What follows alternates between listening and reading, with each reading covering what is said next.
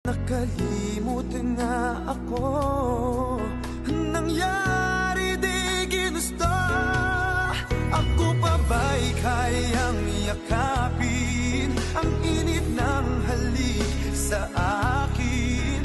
Kaya bang ibalik tama ang bawat saglit ng sakit ngayong wala